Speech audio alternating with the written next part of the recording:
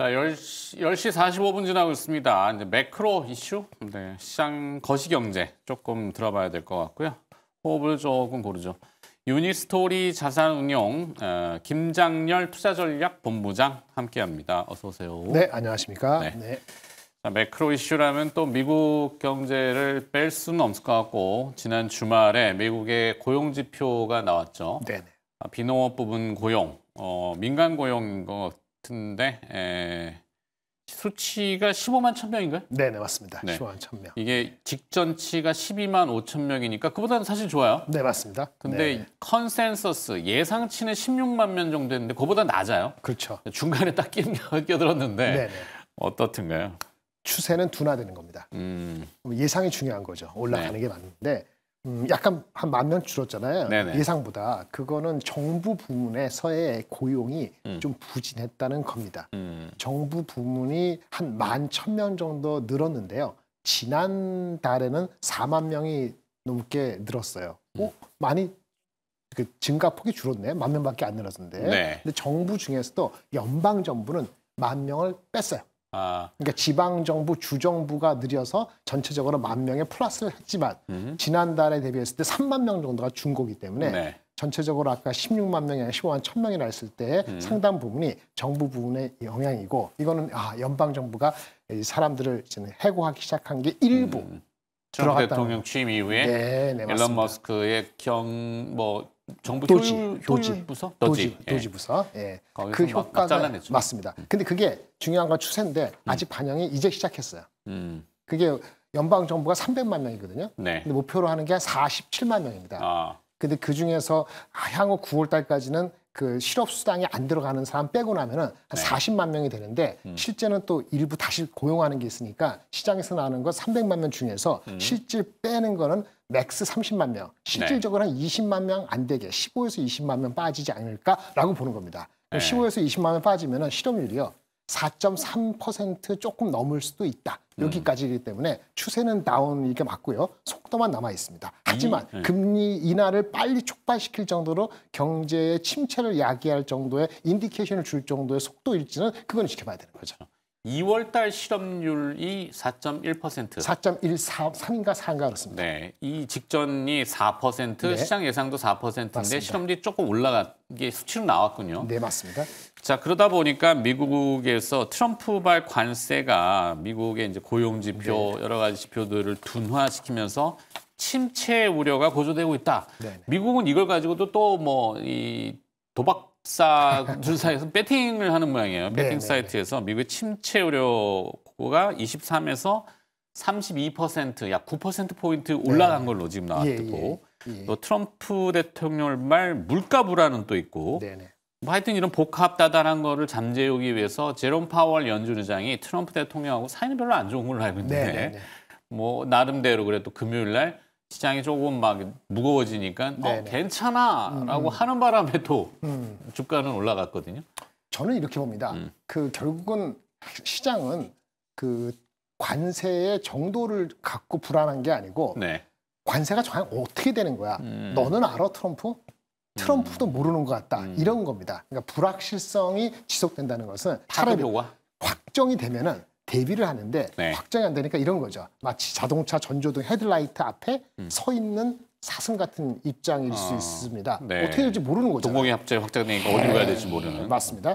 그래서 그 마치 트럼프는 푸시 없었고 간밤에 파월은 좀 달래주는 것 같았지만 파월은 파월이 원래 하던 대로 한 것뿐이고요. 그렇죠. 금리 인하 속도를 낼 만큼의 상황은 아닙니다.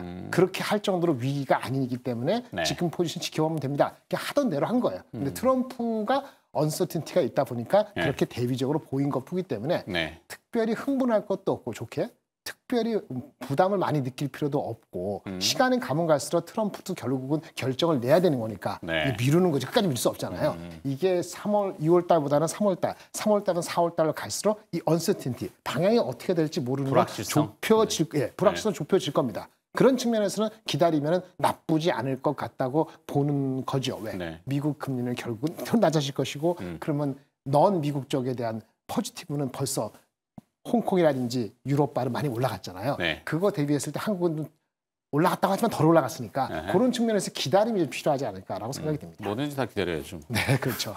트럼프 대통령의 이 발언, 약간 스탠스, 뭐 취지 이것이 조금 네네.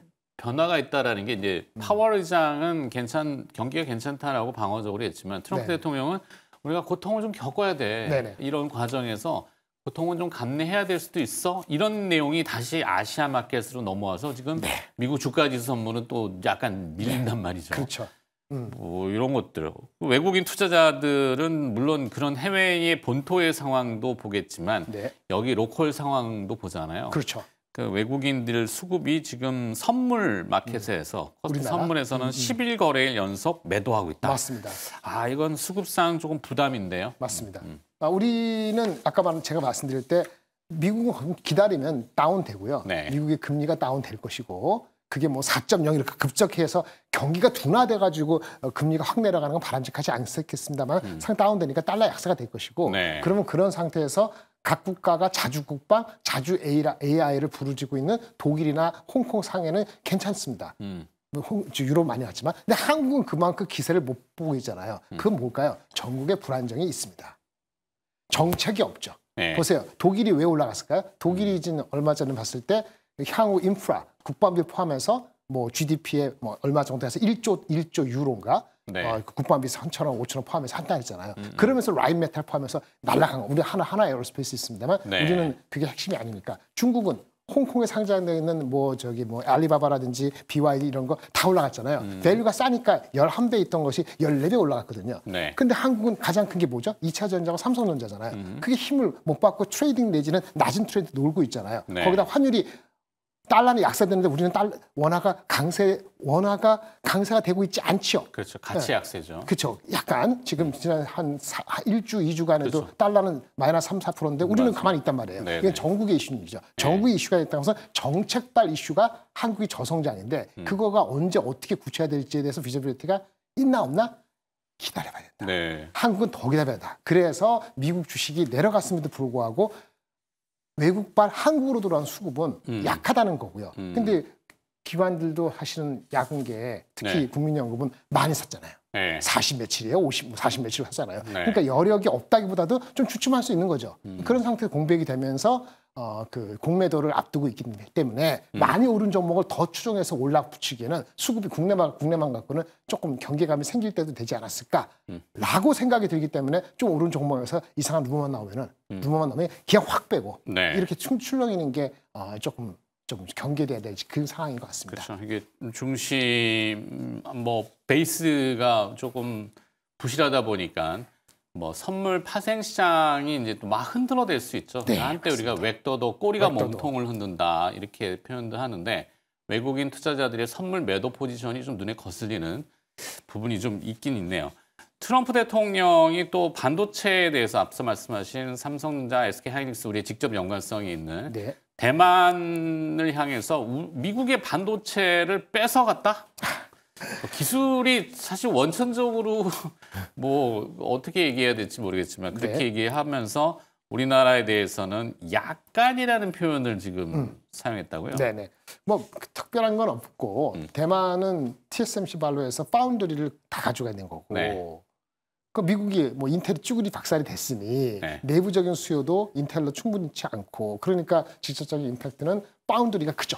근데 메모리 입장에서는 그래도 마이크론이 있잖아요. 네. 그리고 상대적으로 한국이 다 한 건 아닌 것 같다는 생각이 퍼셉션이 있으니까 그렇게 얘기한 것 뿐이라고 보고요. 네. 전체적으로 반도체 뭐 보조금을 얼마나 줄일지 또는 별도의 관세가 내려갈 진짜 시행이 될지는 지켜봐야 되겠습니다. 왜냐하면 미국의 그 빅테크 업체들이 반도체를 사가는데 네. 메모리 업체를 갑자기 마이크론의 캐파를 3배, 4배 늘릴 수는 없으니까 분명히 네거티브 하거든요. 수익성에서. 그건 좀 지켜볼 입장인데요. 아직 시장에서는 그거를 많이 네거티브하게 시나리오로 세우는 것 같지는 않고요. 저 역시 그 시나리오를 세운다는 거는 조금 좀 제한이 있습니다. 네. 지켜봐야 될 것 같습니다. 알겠습니다.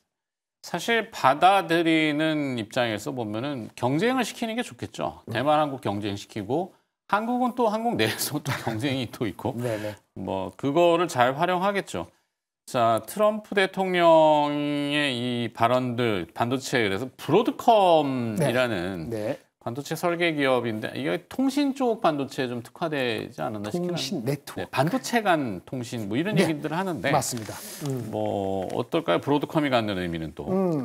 사실은 브로드컴의 실적이 반영된 금요일장 우리 한국 시장의 주가는 나쁘지 않았어요. 네. 소부장주가. 근데 바로 전날 목요일로 완전히 저기 피바다였었거든요. 네. 목요일날. 그때는 마벨이 때문에 내려갔는데 마벨보다는 브로드컴이 엄청 큰 회사입니다. 이게 뭐 500조니까 엄청 큰 회사입니다. 그렇죠. 그런데 여기는 마시다시피 반도체 중에서 고객 맞춤형 커스텀 에이직을 주로 하는 회사입니다. 네. 엔비디아는 범용 GPU고 그러니까 범용 GPU 시장이 100이면 이 커스텀 에이직 시장은 한 14, 15 됩니다. 근데 이게 향후 3년 내에 뭐 30%, 40%, 50%, 100% 성장한다는 그것 때문에 네. 현재 주가가요. 브로드컴의 PER이 엔비디아가 더 비쌉니다. 브로드컴이 한 28배 되고 엔비디아가 많이 내려가 25배거든요. 네. 그만큼 성장성을 쳐주고 있는 거지요. 그렇죠. 여기에 무슨 얘기냐? 브로드컴 뭐라 얘기하냐면 자기네가 커스텀 에이직 칩을 만드는데 고객이 있을 거 아닙니까? 고객이 원래 3명이었거든요. 네. 구글, 메타, 오픈AI 네. 2개를 추가해서 얘기를 하고 있다. 아. 그게 아주 직격탄 좋은 거였어요. 네. 그럼 거기에 들어가는 삼성전자, 하이닉스, HBM도 기대를 하는 거지요. 오늘 하이닉스가 빠지는 건 어저께 삼성전자가 하이닉스가 많이 올라갔기 때문에 상대적으로 그런 거라 보시면 되고요. 그래서 네. 커스텀 에이직이 GPU 시장 못지않게 그 이상 성장한다. 그거에 대한 인디케이션이나 보고 되고요. 말씀 나온 김에 또 하나 얘기하면은 반도체가 계속 안 좋았는데 여전히 안 네. 좋은데 D램보다는 크기는 반 이하거나 그 정도밖에 안 되지만 낸드라는 제품이 있거든요. 휴대폰에 들어가는 이거 일부 업체가 4월부터 보십니다. 가격을 10% 인상하겠다고 고객한테 통보를 했다는 게 금요일에 나왔습니다. 네. 그 미국의 샌디스크라는 SSD 만든 회사거든요. 그래서 그 주가는 거의 9% 올랐어요. 그것도 한국의 소부장이나 일부 관련되는 낸드 쪽은 긍정적이다. 이렇게 말씀을 드릴 수 있겠고요. 네. 전체적으로 가장 중요한 건 다음 주에 제가 나올 때도 말씀을 드릴 수 있는데 다음 주에는 가장 중요한 엔비디아의 GPU 테크놀로지 컨퍼런스가 다음 주 17일부터 내내 있습니다. 있죠. 우리는 특히 19일 날 아침이 가장 중요한데 네. 엔비디아 코멘트가 있으니까 그때가 상당히 중요한 분기점이 될 것 같습니다. 전국의 안정이건 뭐 트럼프의 이런 거 제해놓고 볼 수 있는 가장 큰 이벤트가 다음 주에 잡혀있다. 이렇게 말씀드리겠습니다. 그렇죠. 이렇게 말씀 들어보면은 그렇죠. 현재의 AI의 주류는 사실 뭐 챗GPT를 많이들 아실 텐데 뭐 중국의 딥시크건 아니면 다른 AI건 여기서 단말기로 입력을 하면은 뭐 네. 프롬프트가 됐던 그게 이제 통신을 통해서 서버로 갔다가 네네네. 서버에서 다시 응답이 오는 걸 여기서 보는 거잖아요. 네네, 그렇습니다. 아직은 온 디바이스라고 하는 여기 통신이 끊겼을 때 이 디바이스 스마트폰이나 뭐 이 타블렛이나 아니면 노트북이나 이런 데서 혼자 스스로 해결하는 게 없는데 네, 그렇죠. 점차적으로는 그렇게 될 거야. 그리고 또 뭐 이 빅테크들도 보면은 요즘 GPU 엔비디아의 GPU를 막 5천만 원 뭐 가까운 1억씩 한 장에 우리나라 정부도 뭐 2만 장인가 뭐 네네네. 구입한다고 그 정도 해야 하는데 되겠죠? 네네. 와 저렇게까지 써야 돼? 아니면 조그만하게 좀 ARC 에이직으로 네네. 퀄컴 같은 데다가 우리가 설계해가지고 주면은 요렇게 만들면은 이거 조합을 하면은 인공지능이 나올 것 같은데 이런 그렇죠. 변화인가요? 맞습니다. 그런 변화가 이제 애플이 드라이브를 해야 되는데 조금 아쉬운 거는 애플이 그 iOS 뭐 18.4, 18.5, 19 나오는데 최근에 그 시리하고 결합하는 그 속도가 조금은 차질이 생겨서 그래, 내년으로 내년에 이런 것들은 좀 아쉽다고 볼 수 있는 거죠. 그러네요. 방향은 그렇게 돼야 됩니다. 맞아요. 네. 방향은 그건데 네, 좀 네. 어렵네요. 예.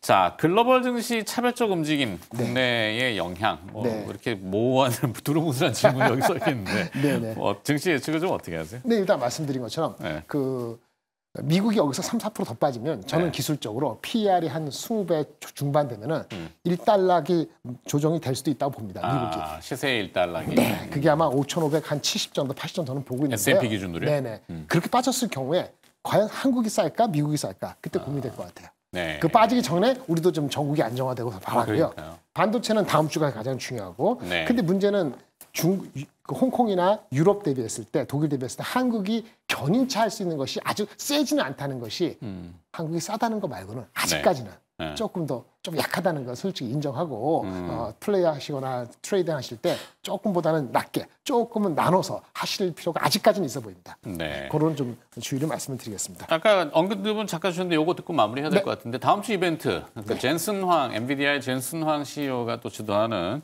GTC 2025. 네네네. 그러니까 뭐 세계 3대 가전쇼 그러면 뭐 CES, 뭐 MWC, 뭐 하나 또 까먹었는데 있잖아요. 네네. 거기에 이제 GTC도 사실은 이 반도체에서 큰 이벤트일 텐데 포인트 네네. 하나 좀 짚어주시면. 과연 19일 날 새벽 2시에 네. 수요일 날 맞죠? 수요일 날 새벽 2시에 우리나라 시간입니다. 네. 그 엔비디아의 CEO 젠슨왕이 과연 얼마나 자신 있게 자기의 뉴 프로덕트 우리 그 지금 블랙웰 말고 블랙웰 그렇죠. 울트라도 아니고 그다음은 루빈에 대해서 자신 있게 얘기를 해주냐 쇼케이스 해주냐가 매우 중요한 19일 날 분위기를 바뀔 것 같습니다. 네. 뭐 그 전에 다른 이슈도 많죠. 네. 미국도 그렇고 한국도 그렇고. 그렇죠. 근데 그거보다 사실 더 중요할 수 있다 봅니다. 외국인은 베이스니까, 그걸 보고 우리한테. 에이스니까. 네. 네. 알겠습니다. 하여튼 뭔가 좀 이게 흐리멍텅한 시야를 좀 거쳐져서 뚜렷한 시선이나 광야가 좀 펼쳐졌으면 좋겠다 생각이네요. 자, 오늘 매크로 이슈 좀 들어봤고요. 유니스토리 자산운용의 김장렬 투자전략본부장과 함께했습니다. 고맙습니다. 네, 감사합니다.